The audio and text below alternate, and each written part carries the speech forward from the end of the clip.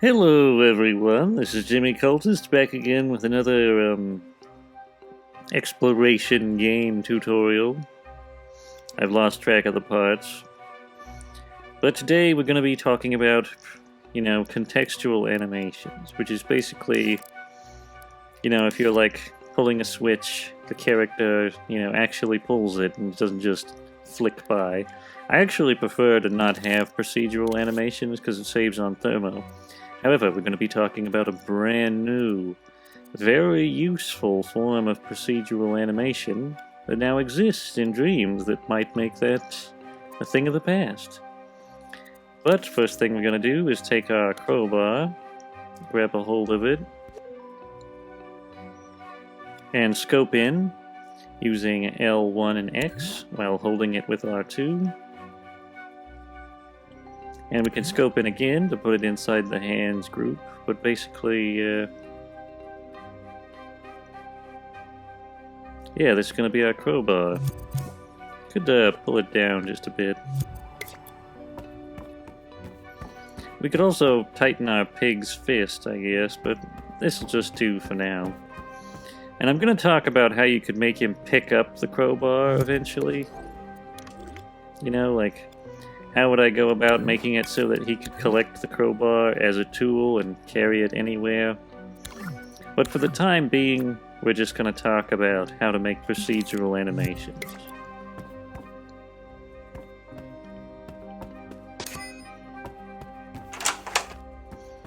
And our example of a procedural animation will be this little door here. Now we're going to still need a prompt, as always. And this is going to be our prompt. It's pretty much going to be copied the same as before. And we're going to talk about how to make it so that, what if I wanted to limit whether you were able to see this, whenever you have the crowbar, that would be the only time you could get access to this prompt. But that's for another video and another time. For now, it's all about this procedural animation, which you can do by just placing a timeline, placing it to play once, and we're going to take out a handy-dandy little tag, similar to the one we used for the safe. Let's go ahead and check what our teleporter is labeled. It's labeled Player Telly. It's actually rather unusual for me. I tend to label it Teller. But this will do. Make sure it's capitalized. Tags are very persnickety about what you name them, so they have to match up with the other logic that's paired with them. Now we want to have him a good distance from this. I think that's about right. Basically all this is going to do is put the pig in the exact position we want him when the animation is playing. And we'll just go ahead and... Oh, we hooked that up already. But yes, just hook up the B output to the input of the timeline. You could label the timeline if you want. Label it animation. We're also going to want it so that when this thing is active, of course, it goes into the NOT gate and shuts off the prompt. Just remember that anytime you're building this. But ordinarily I would be using keyframes to animate this whole process. However, keyframes are sort of obsolete now due to the newest update on animation. This is going to be a perfect time for me to get into the new action recorder features. The action recorder has always existed in Dreams, however they've added some handy stuff to it that makes it a bit different than it used to be. It saves a ton of thermo and is probably the most effective way for creating animations. There are a few slight things you have to get used to, but that's kind of true of anything. So we're going to stamp it out. And right away you'll see all the settings. There's action mode, there's a keyframe mode, and then there's possession mode. Possession mode has always existed. It's basically just the ability to possess the puppet. I believe it's a little bit different with the action recorder, but I haven't messed with those properties. Then there's keyframe mode, which allows you to record keyframes, as has always been the case. Now with keyframe mode, it's kind of got a new feature in the form of, if you turn off blending, you can create stop motion animations, which is just a little bit more, it's a less time consuming way than you used to use for creating stop motion. But the next thing I want to talk about is blend mode, which is basically the same thing as linear blend on a keyframe, but is a little bit better. But let's just go ahead and get started on making our animation. Now, this is the one thing I don't like about the action recorder, and that's that if you begin recording, you have to have an animation in there. So there has to be an idle position, like a base stance, and in order to do that, you have to click on all of his limbs to get that base position in there, which is a little bit annoying. I kind of wish it was similar to the old linear keyframe, where when you had no animation, it would smoothly blend into the next frame, but we're just going to have to do it this way, because this is the way the thing regards, you know, the logic. So just move the arms a tad. It probably won't be super noticeable. And I would advise moving everything you intend to possibly interact with so that you'll have a base animation. Then we just move this forward a little bit, scroll forward, and if you want to scroll back to the previous animation, there's these handy little previous footage markers which you can just, you know, clip through each frame. And if you want to increase or decrease the amount of time it takes, well, you can press triangle, or you can press this to add and subtract time. But for the time being, we're just going to go ahead and get this on the road.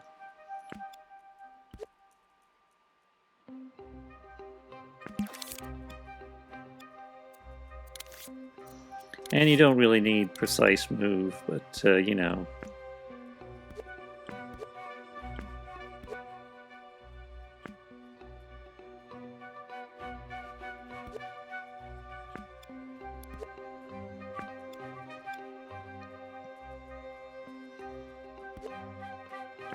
Oh, and turn off mirror, otherwise you're gonna have some problems.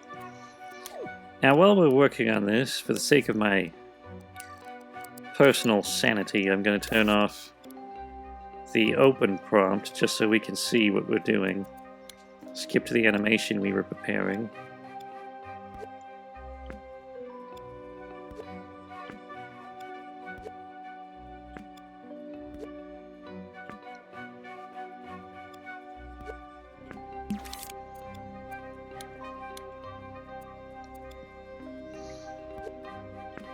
Gonna go ahead and stick this in here. Kind of lean him forward a bit, make it look like he's really getting into this. Foot and body movements are very important when creating these sort of things, these animations.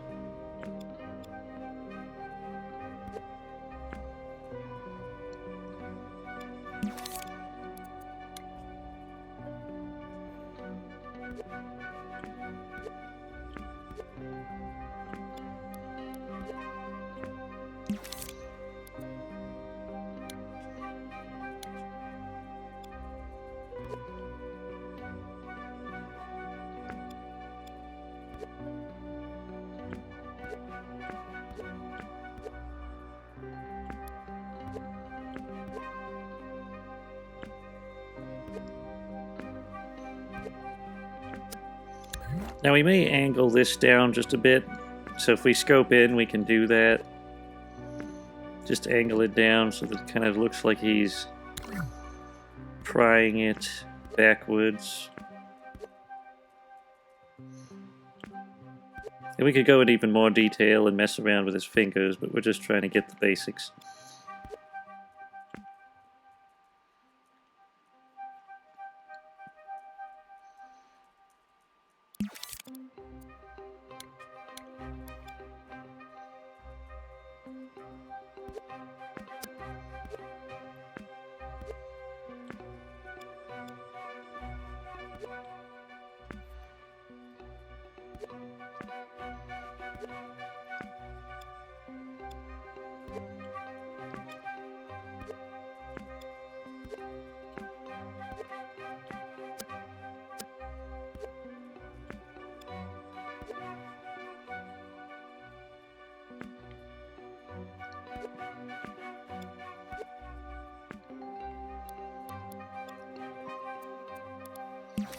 There.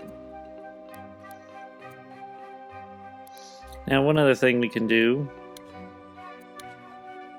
is we could actually make the board line up with what he's doing.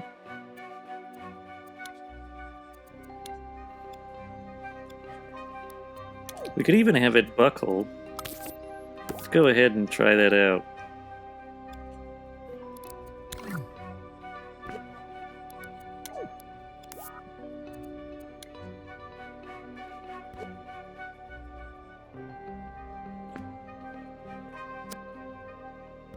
Just a little bit of movement, not too much.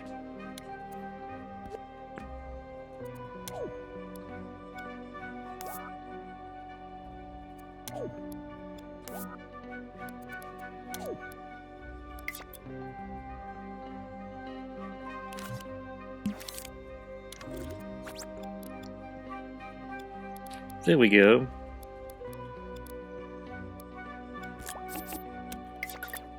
Gonna go ahead and teleport him in here, but basically I think we've got everything in place.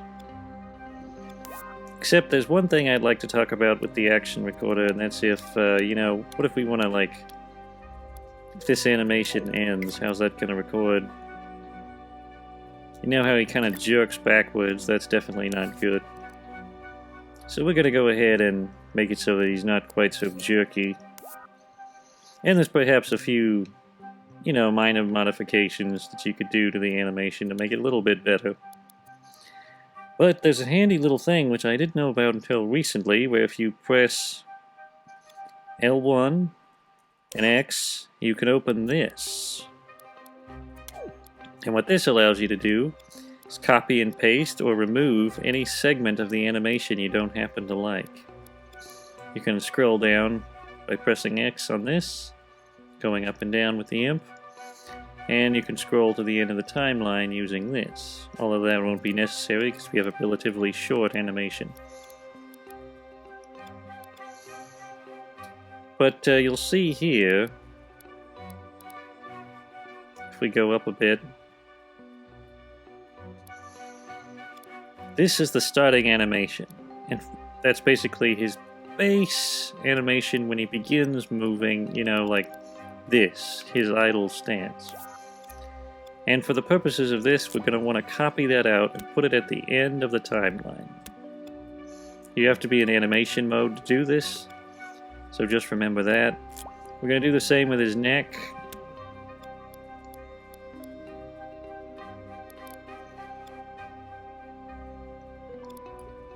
And his upper arm.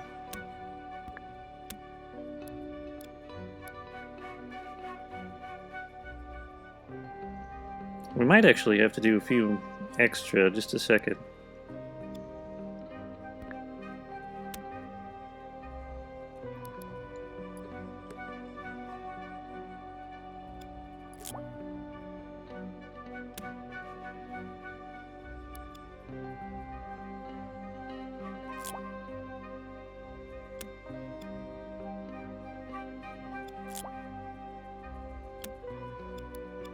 Let's give this a little test.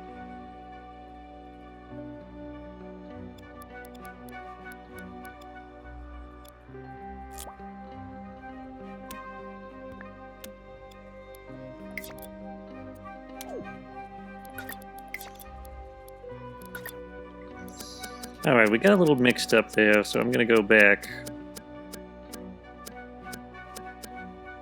to before we messed with anything.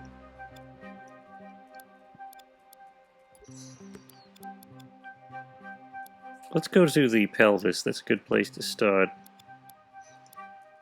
Just copy this out and set it in front of these others, because you're going to want these at the very end. He does have an ending frame after all.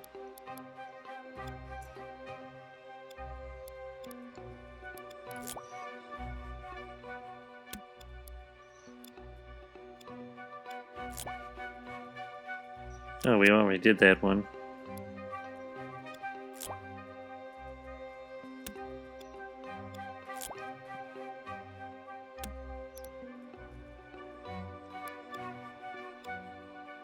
Upper arm,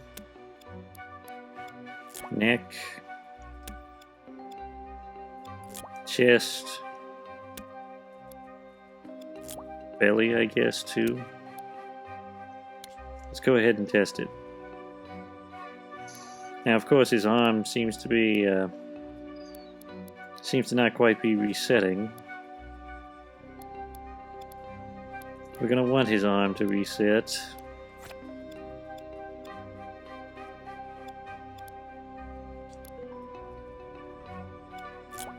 Right upper arm, I believe. Right forearm. I might as well reset the hand as well.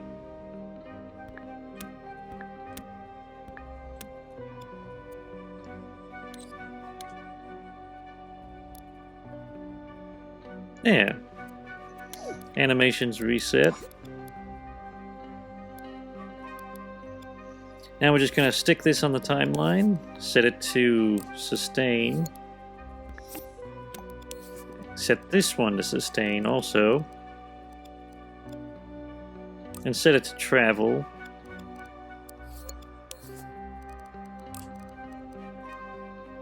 Set this one to keep changes.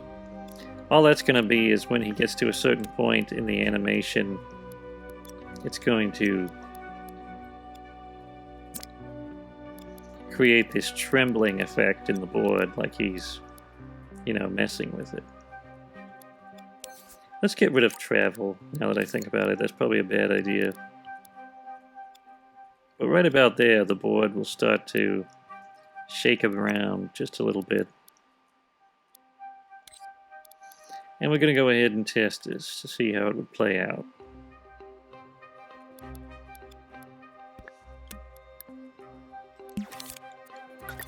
Now I'll get into one other thing that we can talk about, which is physics.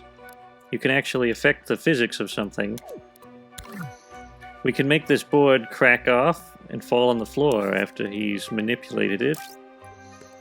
And we can even make it collidable so that it falls on the floor and, you know, shakes around, has natural physics. Just make sure that it's not labeled something your puppet will collide with, otherwise it might interfere with his movement. He's not set to collide with anything but scenery, so we should be safe. And it's not set to collide with friend or unlabeled. So it should be safe and not have to collide with him either. Anyway, let's scope in. And real quick, if you wanted to make this board fall on the ground and, you know, stay there, how would you go about doing that? Well, you just open this up, and while you're in action record mode, specifically action mode, just tap X on this, and it'll fall on the ground, and it's recorded. And you can set it to sustain, keep changes, and travel. And it should all work out just swimmingly. We're going to give it a little test. There you go. It's all recorded just as we would want. And you could do the same with the upper board. I'm not going to bother to do that just for the sake of time. I'm just going to show this. But basically all you would do is create another series of animations along the timeline, just like the one we created right now. For now, I'm just going to be happy to play it and see it in action.